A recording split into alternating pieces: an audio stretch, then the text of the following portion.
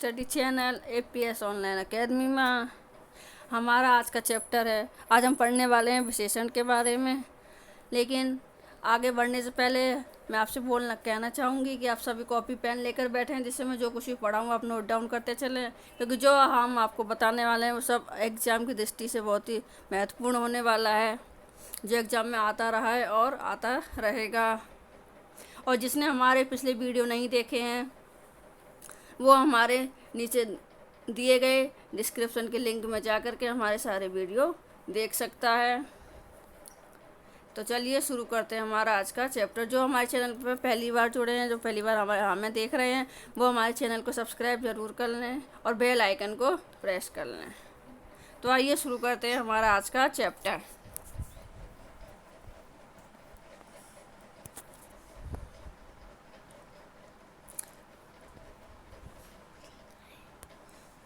विशेषण। विशेषण विशेषण का अर्थ होता है विशेषता बताने वाले, जो किसी भी चीज़ की विशेषता बताएं। विशेषण नाम से पता चल रहा है विशेष, जो अपने आप में विशेष हैं, जो विशेषता बताते हैं। तो जो शब्द संज्ञा या सर्वनाम की विशेषता बताएं उनको हम विशेषण कहते हैं। जैसे भूरी गाय हरी घास खाती है, तो यहाँ पे भूरी गाय की विशेषता बता रहे हैं कि गाय कैसी है, भूरी है। गाय कैसी है, भूरे रंग की है। तो ये भूरी विशेषण हो गया।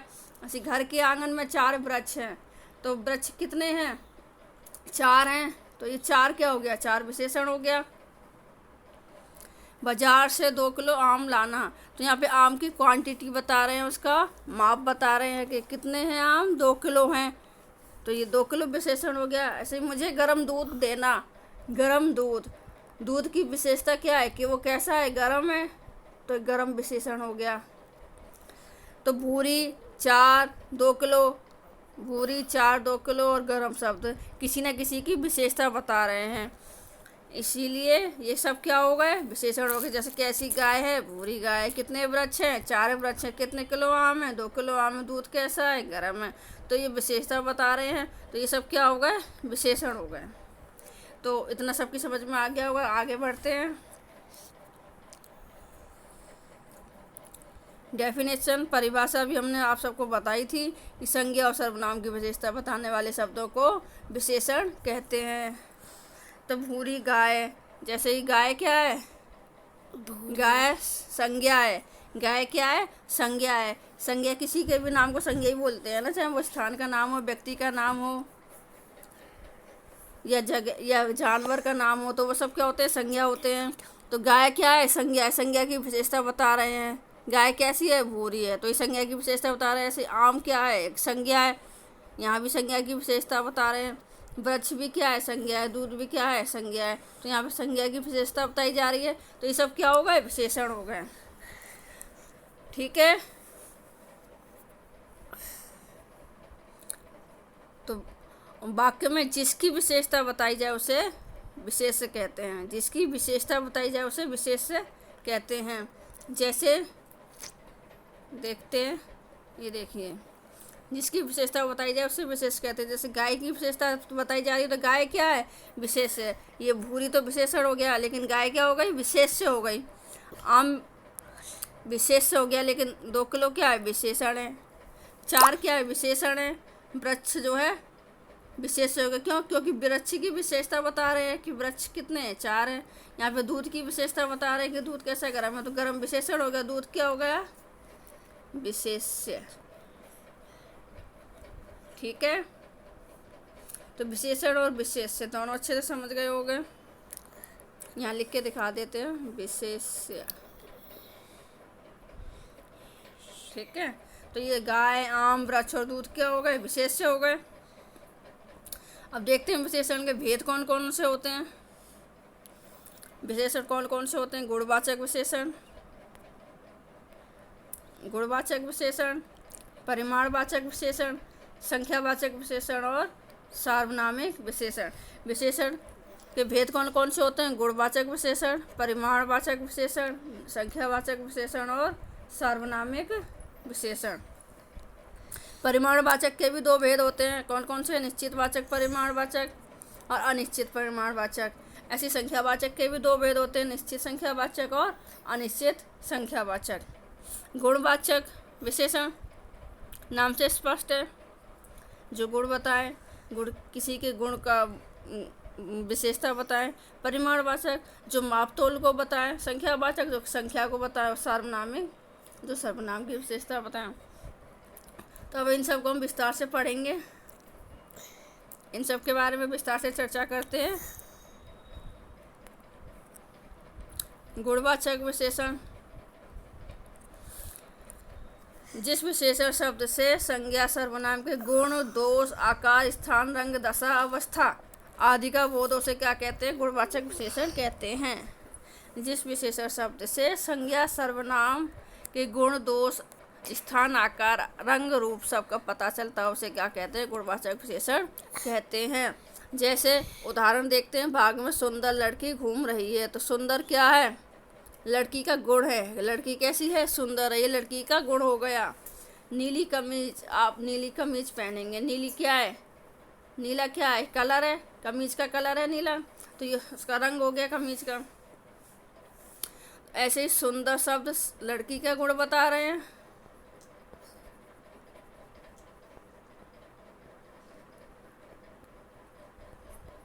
सुंदर शब्द लड़की का गुण बता रहा है और नीला जो है कमीज का रंग का बोध करा रहे हैं, इसलिए ये क्या हो गए? गुणवाचक विशेषण। तो सुंदर और नीली, सुंदर और नीली क्या हो गए? गुणवाचक विशेषण हो गए। और उदाहरण देख लेते हैं जिससे अच्छे से स्पष्ट हो जाए।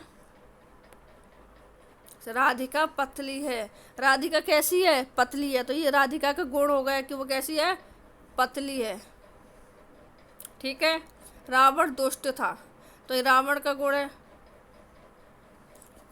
रावण का कैसा गुण है? चारित्रिक गुण है कि वो कैसा था? दुष्ट था, बुरा इंसान था, तो ये रावण का गुण है। तो ये दुष्ट भी क्या हो गया? गुणवाचक विशेषण हो गया। तो यहाँ पे कैसा प्रश्न पूछा जा रहा है? कैसा या कैसी का प्रश्न पूछा जाए। जहाँ पे कैसा या कैसी का प्रश्न पूछा जाए और वहाँ पे उसका आंसर मिले, तो उसे गुणवाचक विशेषण कहते हैं। तो पतली, यहाँ पे इसका राधिका कैसी है? कैसी क्वेश्चन पूछा जा रहा है ना, राधिका कैसी है, तो उसका आंसर क्या निकल के आ रहा है? पतली, राधिका पतली है। रावण कैसा था? तो यहाँ पे कैसा का क्वेश्चन प्रश्न पूछा जा रहा है। रावण कैसा था? दुष्ट था, तो इसका आंसर निकल के आ रहा है। तो जहाँ कैसा या कैसी प्रश्न करने जो भी उत्तर मिलता है वह क्या होता है? गुणवाचक विशेषण होता है। तो ये पहचानने की ट्रिक होती है। और जब भी एग्जाम में आएगा तो आप अच्छे से आंख बंद करके लगा पाओगे। जहाँ भी कैसा या कैसी का प्रश्न पूछा जाए और उसका उत्तर मिले, तो वहाँ पे गुणवाचक विशेषण होगा, हमेशा याद रखना। और देख लेते हैं गुण दोष के आधार पे कौन कौन से विशेषण होते हैं। बुद्धिमान, कंजूस, शांत, पवित्र, बुरा, योग्य, दयालु, आलसी, बेईमान, उदार। जहाँ पर ये सारे शब्द आ जाएं, जहाँ पर ये सारे शब्द आ जाएं वहाँ पर गुणवाचक विशेषण होगा। रंग रूप के आधार पर आकर्षक, चमकीला, सफ़ेद, सुंदर और मैली। जहाँ पे ये सारे शब्द आ जाए वहाँ पे क्या होगा? गुणवाचक विशेषण होगा। कोई चीज़ कैसी है? आकर्षक है। कोई चीज़ कैसी है? चमकीली है, सफ़ेद है, सुंदर है, मैली है। तो यहाँ पे इस सारे शब्द आ जाएँ तो वहाँ पे गुणवाचक विशेषण होगा। ऐसे ही आकार प्रकार के आधार पर देखा, जहाँ पे चौकोर आ जाए, छोटा आ जाए, गोल, विशाल, आयताकार, गोलाकार, इस तरह के शब्द आ जाएँ तो वहाँ भी क्या होगा? गुणवाचक विशेषण होगा। इन सबको आप कॉपी में नोट डाउन करते चलिए। अवस्था और दशा के आधार पर देखिए, गरीब, कमज़ोर, रोगी, वृद्ध, बलवान, अमीर। कोई व्यक्ति गरीब होता है, कोई अमीर होता है, कोई बलवान होता है, कोई कमज़ोर होता है, रोगी, वृद्ध। जहाँ पे ये सारे शब्द आ जाए वहाँ पे क्या होगा? गुणवाचक विशेषण होगा।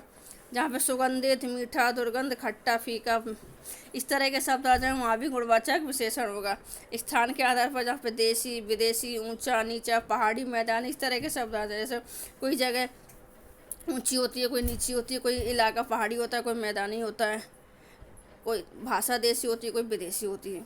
तो इस तरह के कोई स्थान देशी है, कोई विदेशी है। तो इस तरह जहाँ पे ये शब्द आ जाए वहाँ पे क्या आंख बंद करके लगा दीजिएगा? गुणवाचक विशेषण। काल, जहाँ पे प्राचीन, नवीन, आगामी, दैनिक, क्षणिक, प्रागैतिहासिक, आधुनिक, इस तरह के शब्द आ जाए वहाँ पर भी गुणवाचक विशेषण होगा। स्थिति के आधार पर जहाँ पे गतिशील, अगला, स्थिर, ऊपरी, बाहरी, डामाडोल, इस तरह के शब्द आ जाए वहाँ भी क्या होगा, गुणवाचक विशेषण होगा। तो आपको ये शब्द याद रखने हैं। यहाँ पे मुलायम, कठोर, खुरदरा, कोमल, मखमली, ये सारी चीज़ें आ जाए वहाँ भी क्या होगा, गुणवाचक विशेषण। जैसे कोई भी चीज़ कैसी है, कठोर है, कोई खुरदरी है, कोई जगह खुरदरी है, किसी का स्पर्श कोमल है, कोई चीज़ मखमली है, मुलायम है, तो यहाँ पे इस तरह के शब्द आ जाए तो वहाँ क्या होगा, गुणवाचक विशेषण होगा। तो इन शब्दों को आपको याद रखना है, कॉपी में लिख लीजिए सारे शब्द, जिससे आपको पता चले जहाँ पर भी इस तरह के शब्द आए वहाँ पे आंख बंद करके गुणवाचक विशेषण लगा दीजिए, आपका उत्तर सही होगा।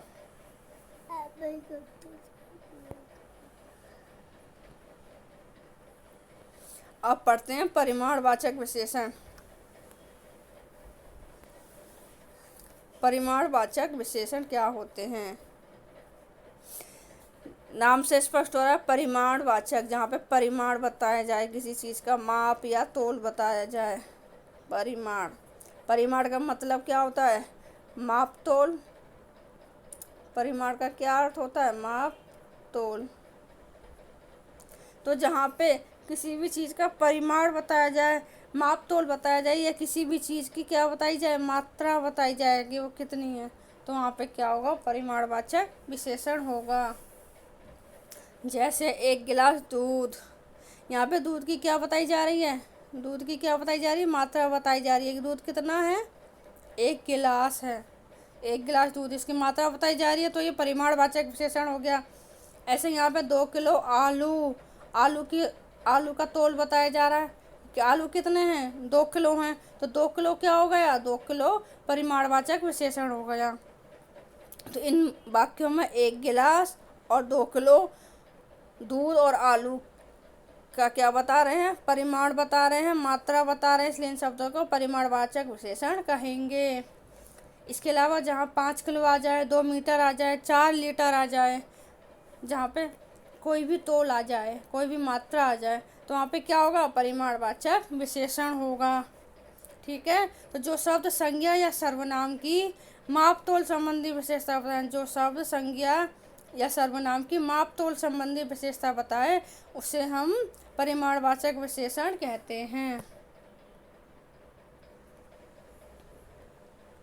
परिमाणवाचक विशेषण 2 प्रकार के होते हैं, निश्चित परिमाणवाचक और अनिश्चित परिमाणवाचक। निश्चित परिमाणवाचक और अनिश्चित परिमाणवाचक। निश्चित परिमाणवाचक देखो,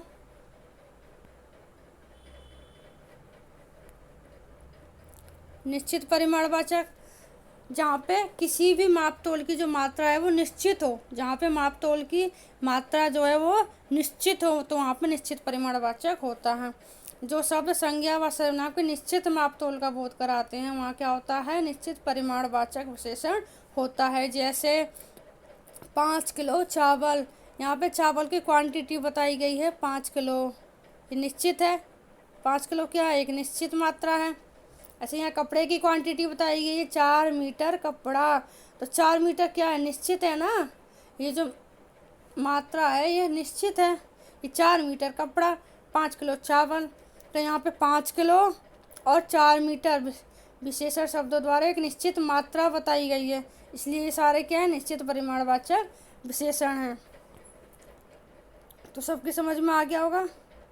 अब आगे बढ़ते हैं अनिश्चित परिमाणवाचक विशेषण।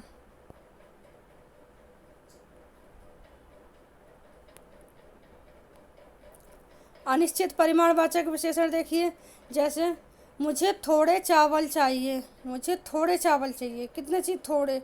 यहाँ पे जो मात्रा है वो निश्चित नहीं है, अनिश्चित है। यहाँ पे मात्रा कैसी है, अनिश्चित है, वो निश्चित नहीं है। थोड़े कितने भी हो सकते हैं, थोड़े 100 ग्राम, 200 ग्राम, 50 ग्राम, कितने भी हो सकते हैं। ऐसे दूध में कम चीनी डालना, कम, तो जो मात्रा है वो निश्चित नहीं है, सिर्फ इतना दिया हुआ है कि कम है, लेकिन निश्चित नहीं है कि कितनी है, कितनी भी हो सकती है। तो यहाँ पे थोड़ा और कम विशेषण शब्द मात्रा का सही सही बोध नहीं करा रहे हैं, इसलिए ये क्या हो गए, परिमाणवाचक विशेषण हो गए। कौन से, अनिश्चित परिमाणवाचक विशेषण हो गए। तो जो शब्द संज्ञा या सर्वनाम की निश्चित मापतोल का बोध नहीं कराते उन्हें हम अनिश्चित परिमाणवाचक विशेषण कहते हैं। अब हम पढ़ेंगे संख्यावाचक विशेषण के बारे में। संख्यावाचक विशेषण क्या है? संख्यावाचक विशेषण नाम से स्पष्ट हो रहा है कि जो विशेषण संज्ञा व सर्वनाम की संख्या का बोध कराएं, जो विशेषण संज्ञा या सर्वनाम की संख्या का बोध कराएं उन्हें संख्यावाचक विशेषण कहते हैं, उन्हें संख्यावाचक विशेषण कहते हैं। जैसे पेड़ पर 4 चिड़िया बैठी हैं। कितनी चिड़िया बैठी हैं? 4 चिड़िया बैठी हैं। तो ये संख्या बता रहे हैं। कितनी चिड़िया हैं? 4 चिड़िया हैं। सभी बच्चे खेल रहे हैं, तो सभी क्या है, ये क्या बच्चों की क्या बता रहे हैं, संख्या बता रहे हैं ना बच्चों की, कि सभी बच्चे खेल रहे हैं। तो यहाँ पे 4 और सभी शब्द संख्या का बोध करा रहे हैं, इसलिए ये क्या हो गए, संख्यावाचक विशेषण हो गए। जहाँ पे 4, 5, 6, 7 कुछ भी संख्या आ जाए XYZ, वहाँ पे क्या होगा, संख्यावाचक विशेषण होगा। संख्यावाचक विशेषण भी 2 प्रकार के होते हैं, निश्चित संख्यावाचक विशेषण और अनिश्चित संख्यावाचक विशेषण। निश्चित संख्यावाचक विशेषण और अनिश्चित संख्यावाचक विशेषण। निश्चित संख्यावाचक विशेषण कौन से होते हैं? जहाँ संज्ञा व सर्वनाम की निश्चित संख्या का बोध कराया जाए, जहाँ संज्ञा या सर्वनाम की निश्चित संख्या का बोध कराया जाए वो निश्चित संख्यावाचक विशेषण होते हैं। जैसे 2 किलो, 2 केले, 2 केले।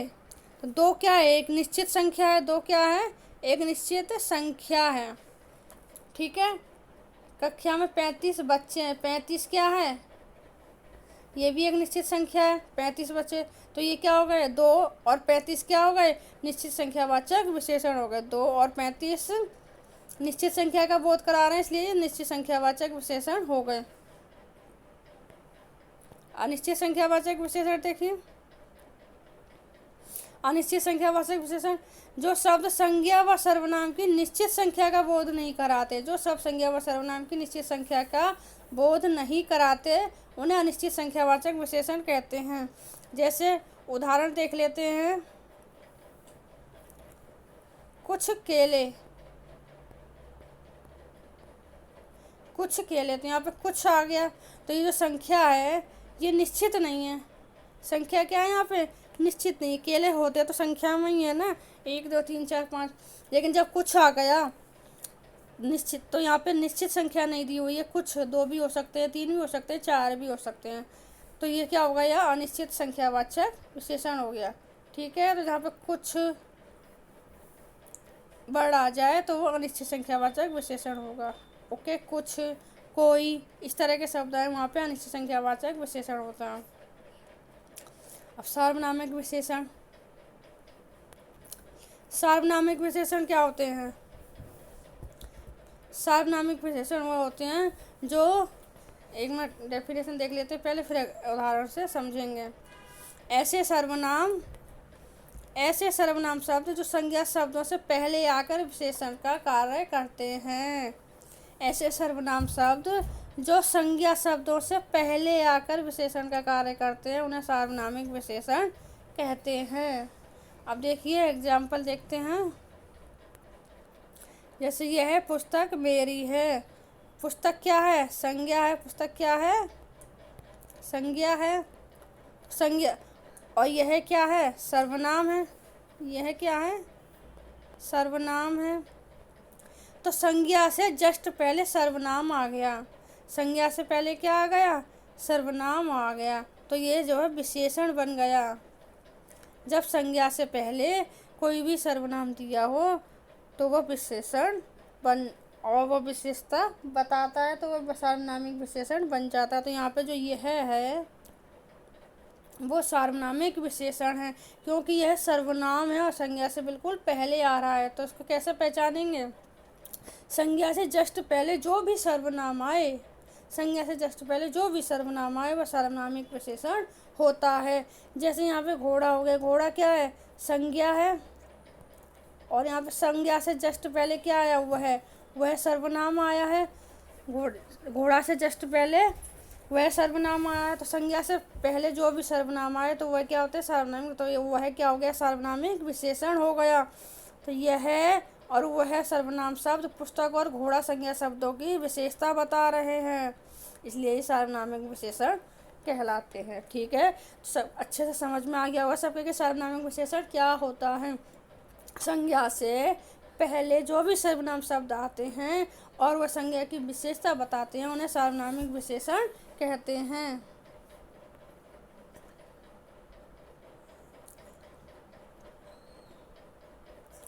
फिर विशेषण देखते हैं। फिर विशेषण, जो शब्द विशेषण शब्दों की भी विशेषता बताएं, जो शब्द विशेषण शब्दों की भी विशेषता बताएं उन्हें फिर विशेषण कहते हैं। जैसे रमा बहुत अच्छी लड़की है, बहुत अच्छी, अच्छी क्या है, विशेषण है, अच्छी क्या है, विशेषण है। और अच्छी की भी विशेषता बता दी कि कितनी अच्छी है, बहुत अच्छी है, कितनी अच्छी है, बहुत ज़्यादा अच्छी है। तो विशेषण की भी विशेषता जो बताते हैं वो क्या होते हैं, फिर विशेषण होते हैं। अच्छा, बुरा, खराब, गंदा, इस तरह के शब्द क्या होते हैं, ये विशेषण होते हैं। लेकिन उनसे पहले बहुत लग जाए, थोड़ा लग जाए, कुछ लग जाए तो वो क्या, उसकी भी विशेषता हो, तो वो फिर विशेषण होते हैं। तो जो शब्द विशेषण की भी विशेषता बताए उन्हें फिर विशेषण कहते हैं। तो समझ में आ गया होगा सबके। अब रचना की दृष्टि से भी विशेषणों के दो भेद होते हैं। रचना की दृष्टि से भी विशेषणों के दो भेद होते हैं, रूढ़ विशेषण और यौगिक विशेषण। रूढ़ विशेषण और यौगिक विशेषण, तो इन पे चर्चा करते हैं। रूढ़ विशेषण क्या होते हैं, रूढ़ विशेषण,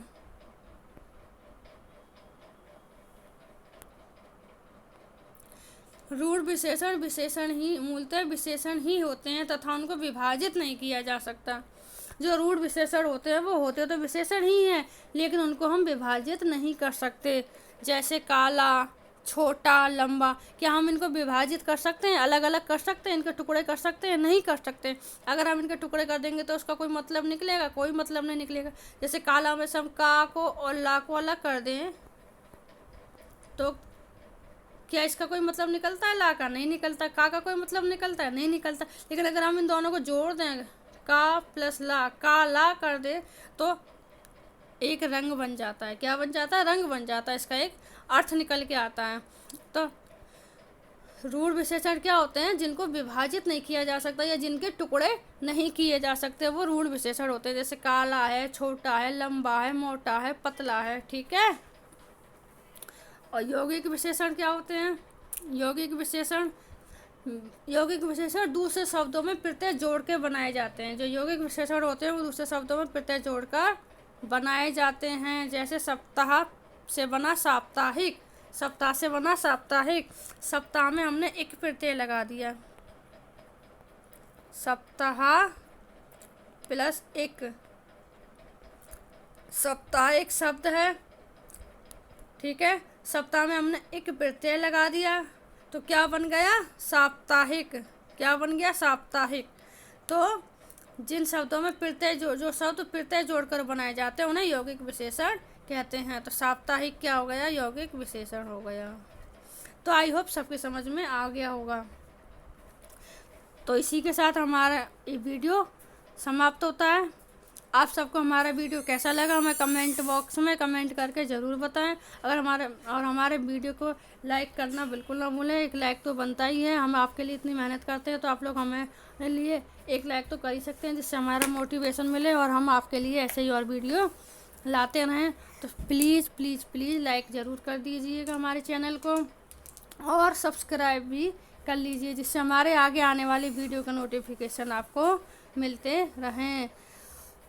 आप अपने जीवन में खूब तरक्की करें, खूब आगे बढ़ें, स्वस्थ रहें, मस्त रहें। इसी शुभकामना के साथ जय हिंद, जय भारत।